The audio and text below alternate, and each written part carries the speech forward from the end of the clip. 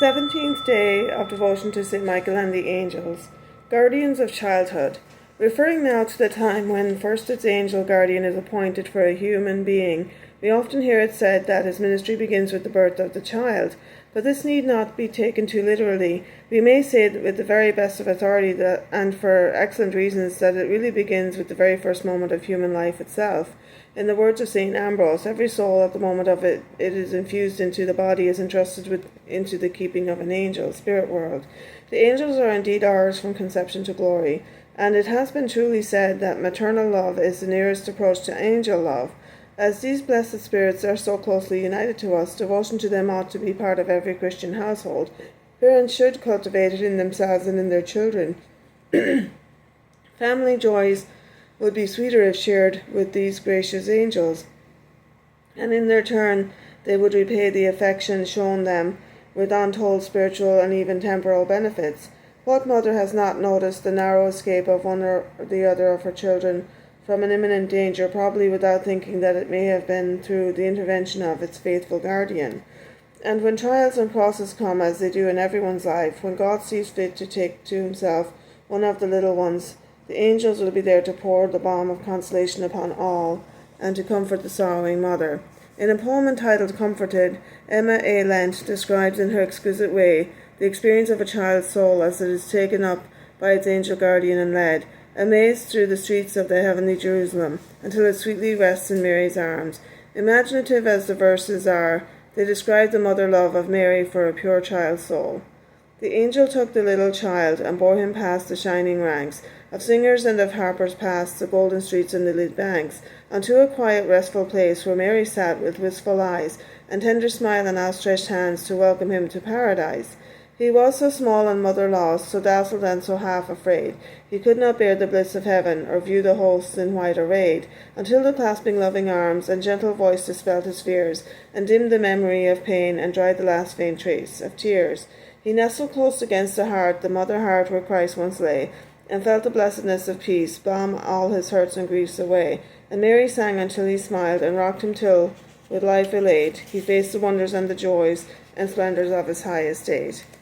What joy for the Christian mother who has given up her child to God, to know that at Mary's heart it is only waiting to be restored to her, in a happiness a millionfold more keen than all the sorrows of the parting here. That also is one of the comforting thoughts which the angel guardian speaks to the bereaved mother, till in the light of faith the rainbow of new hope plays glorious through her tears, the spirit world. Children bear a close resemblance to angels on account of their innocence, but we need not envy them too much, since the precious blood is ever at our disposal to restore us our original purity, should it be tarnished by failings or even by sin. In the holy sacrament of penance, Jesus Christ has prepared for us a laver of his own blood, to which we have free access to cleanse our soul from every defilement, and to which the Church invites us in these words, taken from her divine office. Henceforth, whoso in that dear blood washeth shall lose his every stain, and in immortal roseate beauty robed, an angel's likeness gain. How comes it, writes a pious author, that the angels are so little known and loved? Simply because many whose duty it is to teach this most important doctrine are gravely negligent in fulfilling their obligation. First of all, Christian mothers should instill deeply into the minds of their children a clear, vivid, and abiding sense of the presence of their dear angels. It is not sufficient to give them vague, hazy, insufficient notions of these blessed spirits, nor is it enough to teach them to say a short prayer at morning and at night to their angel guardians. They should devote much time and much attention to this all-important subject. Children must be taught constantly, from their tenderest years, to have a real love and friendship for their angels, to have boundless confidence in them. They must be accustomed to feel and realize the personal presence of their angels, to call on them in all their fears and troubles. How much better this would be then that the children should have their heads filled with foolish fears of ghosts and goblins, as so frequently happens. Mothers who impress on their children this great lesson confer on them inestimable blessings during all the long years of their lives. On the other hand, if they neglect this duty or make light of it, they do a great wrong to their dear ones, for they deprive them of the best and most powerful friends, all about the angels. Finally, the office of angel guardian has in some way also been conferred upon Christian parents, and the heavenly guardians ought to find in them their most powerful and faithful allies. May they imitate the fidelity of the angels in fulfilling the holy task of rearing their children for whose immortal soul they will one day have to render an account. Untold graces will be their reward, as the remembrance of their heavenly companion will also incite the children to greater love and respect for their parents.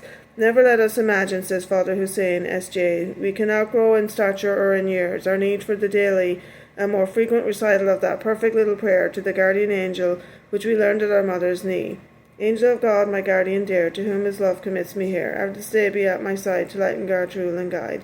And this other sweet supplication at the close of day. Good night, my guardian angel, the day has sped away, while spelt or ill its story is written down for aye, and now of God's kind providence, thou image pure and bright, watch o'er me while I'm sleeping, my angel dear, good night.